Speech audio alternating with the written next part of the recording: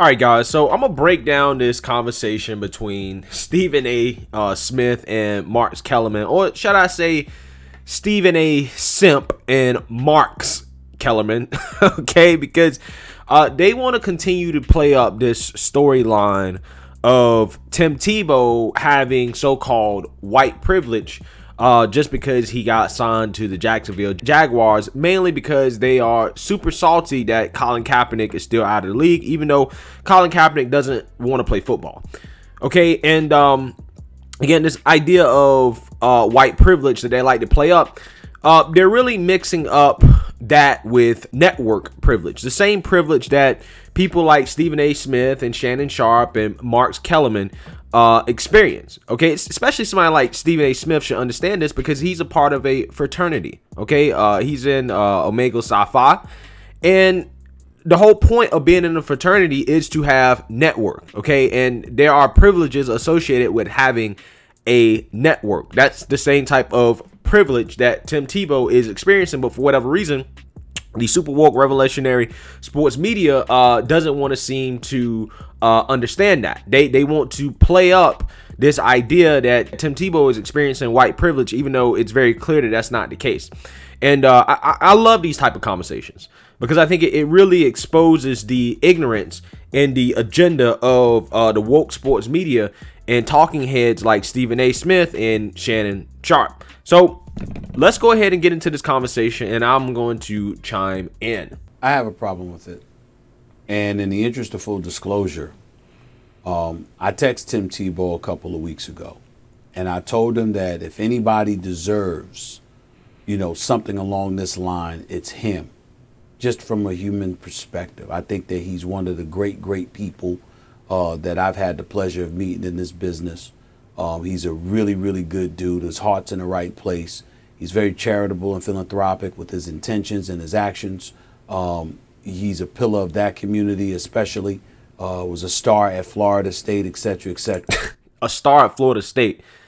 Tim Tebow didn't play at Florida State. He played at Florida. And I would imagine that the rivalry between those two teams, that was probably a very offensive comment. But, Stephen A. Smith calls himself a journalist for whatever reason. He doesn't know what Tim Tebow played at. Or at very least he got confused.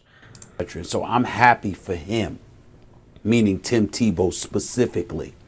But when you look at, just the totality of the situation, once again, if I'm going to bring up white privilege when I brought up Steve Nash getting the job in Brooklyn, is this not an example of white privilege? First of all, Steve Nash getting the job in Brooklyn is not an example of white privilege. And Stephen A. Smith knows that because Stephen A. Smith, and I did a video on this way back when I first started my channel, right? When I first got it started, I talked a lot about woke sports, a lot more than I do today, right? More political today because I think politics is more interesting. But what happened was that Stephen A. Smith was pissed off that Steve Nash got the job over some black coaches, okay? And he kind of was talking on both sides of his mouth, but I understood what he was really trying to say. The reason why Steve Nash got the job is because Kevin Durant and Kyrie Irving wanted Steve Nash to get the job. Okay, he wanted them to get the job. And his issue was that, the NBA players, for as much as they want to complain about racism and talk about Black Lives Matter and all this other stuff, when it came time for them to hire a black coach, or at the very least use their influence to hire a black coach, they didn't do it. Instead, they hired Steve Nash, who is white. And Stephen A. Smith, that was his real beef, but he tried to cover that up under the guise of it's white privilege. When in reality, the so-called privilege that Steve Nash is experiencing is not because he's white, it's because Kevin Durant and Kyrie Irving were comfortable with Steve Nash as the coach, and that's who they wanted to coach them. And Stephen A. Smith knows that. And this is why people like Stephen A. Smith and Shannon Sharpe really frustrate me, because they know what's up. Okay, they know that what they're talking about is not true, but they have to parrot these woke talking points because they want to appeal to the super woke revolutionaries on the left, and they don't want to be called out. People like Stephen A. Smith have been called out by the black community a lot, specifically for his opinions on Colin Kaepernick. And remember, guys, they eviscerated Stephen A. Smith when Stephen A. Smith, rightly so, called out Colin Kaepernick for not really wanting to be in the NFL and pretending that he wants a job. And Stephen A. Smith was going hard against Colin Kaepernick for that. And the woke media killed Stephen A. Smith for that. They killed him for that. Okay? And ever since then, Stephen A. Smith has gone hard left. He's gone hard left. He's learned his lesson. Okay? And this is really just a continuation of that. And he is afraid to really tell the truth when it comes to these issues because he doesn't want to be criticized by those on the left. What brother you know is getting this opportunity? Now that makes people uncomfortable because we're talking about race. When I say something like that, let me be the first to say, I don't give a damn how you feel. I mean what I say. It is white privilege because that's not something that's happening for any brothers out there. That's a lie. And again, this is what I'm saying. I don't understand how Stephen A. Smith can call himself a sports journalist and make statements like this. Guys, look at Antonio Brown. Okay? I mean, Antonio Brown has been accused of all types of crazy stuff. All types of crazy stuff where he deserved to be kicked out of the league. Okay? But Antonio Brown is an ultra talented receiver whom, in my opinion, I think pound for pound is the best receiver ever. Maybe outside of Jerry Rice, but pound for pound, Antonio Brown is probably one of the best receivers to ever play. However, despite his talent, he basically got kicked out of the league. Okay? He was allowed back in the league because Tom Brady vouched for him. And matter of fact, before he got kicked out, he got plenty of opportunities from other teams. Again, the Raiders, and then he had the Patriots. And then once he got kicked off the Patriots, he got another shot in Tampa Bay because, again, Tom Brady, a white man who stuck his neck out for Antonio Brown, is the reason why he's back in the league. And Stephen A. Smith is going to sit up here and crack his crusty lips and try to tell people that brothers don't get this type of opportunity. Wow. I mean, I can name so many people who are black who've got second chances. Mike Vick. Look at Mike Vick. Again, I have a dog, right? I love dogs. I hate what Mike Vick did. But Mike Vick, despite what he did and what a lot of people hate, I mean, we know there's this idea that white people love their dogs, right? They still allowed him back in the league. Okay? And Mike Vick is a great story, guys, of forgiveness, right? He's really turned his life around, and I'm proud of Mike Vick. Okay? I think he's a great human being, despite the horrible things he did. But he got another opportunity. Greg Hardy got another opportunity. Alden Smith got another opportunity. There's so many guys in the NFL who are black who should have been out of the league based off their off-the-field actions that still got chances. Okay? That still got chances based off their talent. And that's how the NFL works. Okay? In terms of whether or not you're going to be in the league or not, right? It depends on how much drama you bring to a team versus your talent. If the drama outmatches the positive benefits from your talent, you're gone. Whether you're black, white, whoever. That's what happened to Tim Tebow. Again, I think it was wrong what happened to Tim Tebow, but the drama associated with Tim Tebow outmatched the talent that he could provide at the very least at the quarterback position, even though Tim Tebow is athletic enough, he's talented enough to be on a football team and to be in the NFL. But the drama associated with Tim Tebow outweighed the talent. That's why he was out of the league. It happens to everybody. But yet this guy who claims to be a sports journalist is acting like black people who mess up never get second chance opportunities when there's numerous examples. That is a direct counterpoint to what he's saying. Now, if we talk about somebody like Johnny Manziel, who I think everybody can agree is a degenerate, if you're talking about somebody like him getting second and third and fourth chance opportunities, then yeah, you might have a point. But even then, for every Johnny Manziel, there's a ton more Antonio Browns and Greg Hardys and Mike Vicks and plenty of black players who've got second chances. Again, this is what frustrates me about Stephen A. Smith and people like Shannon Sharp.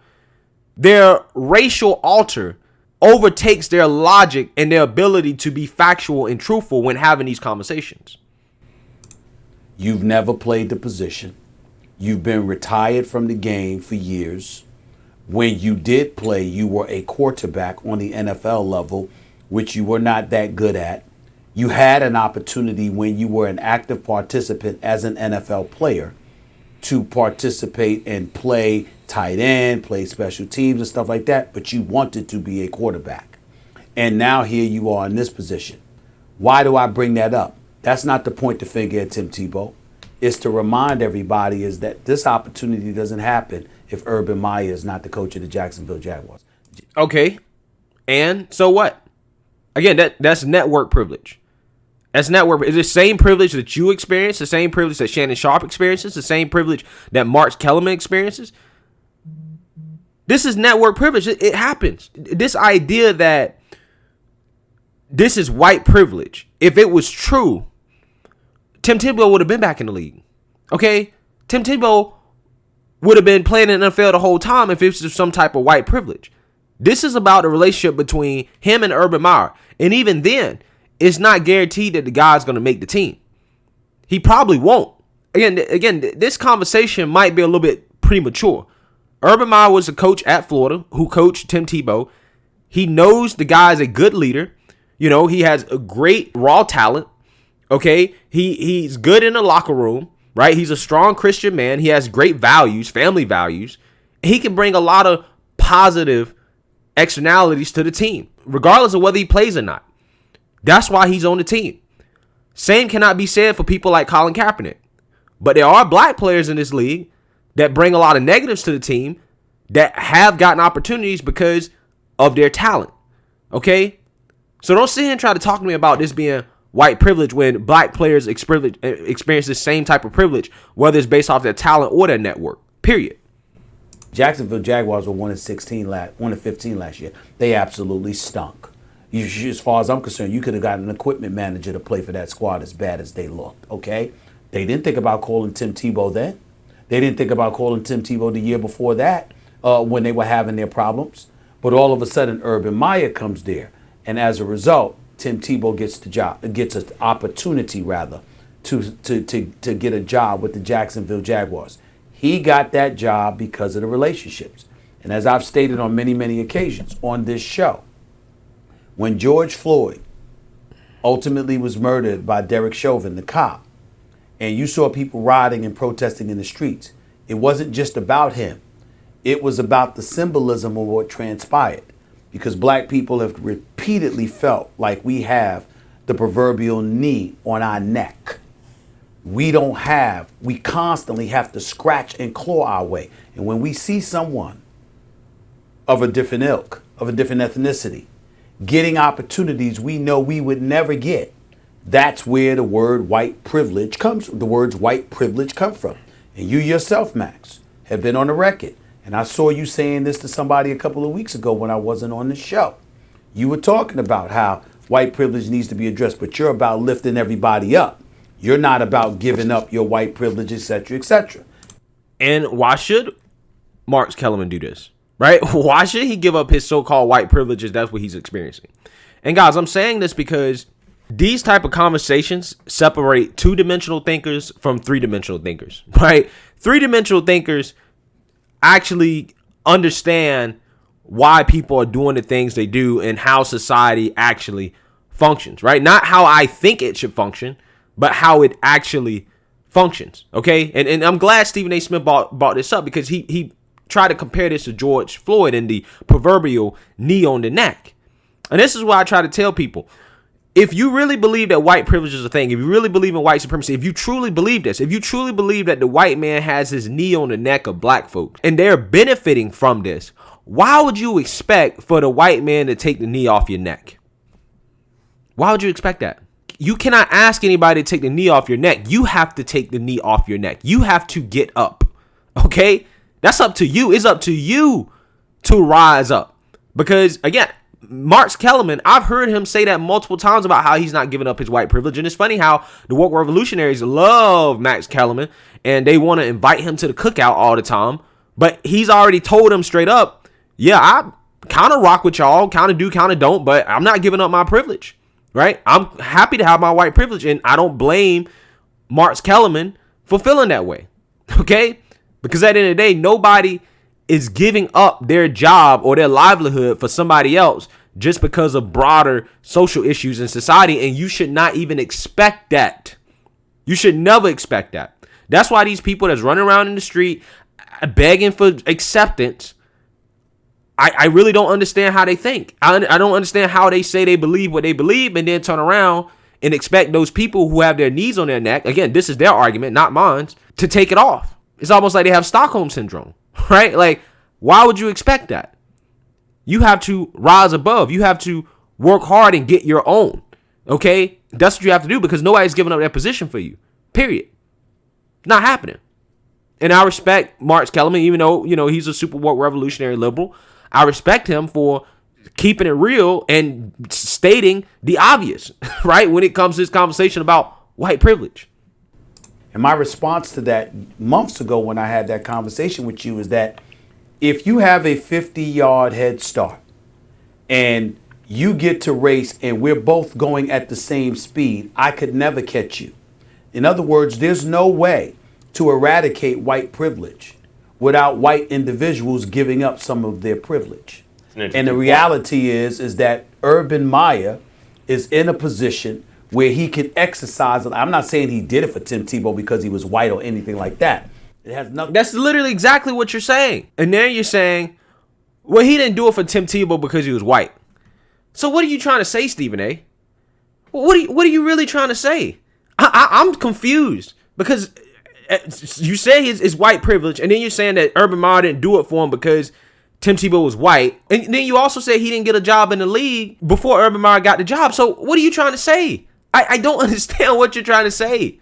I don't even think Stephen A. Smith understands what he's trying to say. And again, guys, this is par for the course of Stephen A. Smith when it comes to these conversations, because it's the exact same thing that he was trying to do with the Kevin Durant and Steve Nash situation.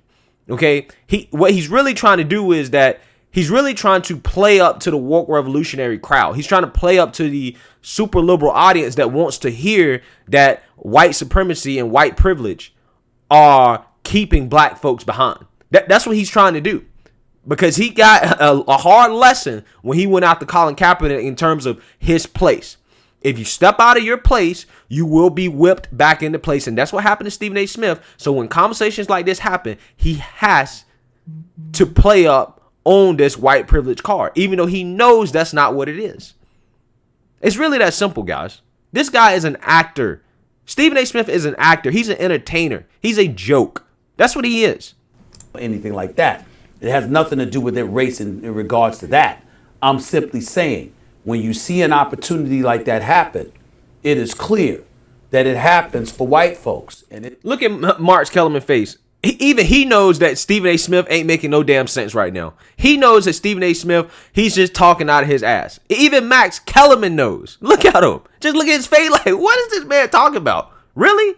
Isn't that the whole point of what you were saying? You were saying this is white privilege. Now you're saying he didn't get the job because he's white. Like, okay, so what are you saying? Like, what is it?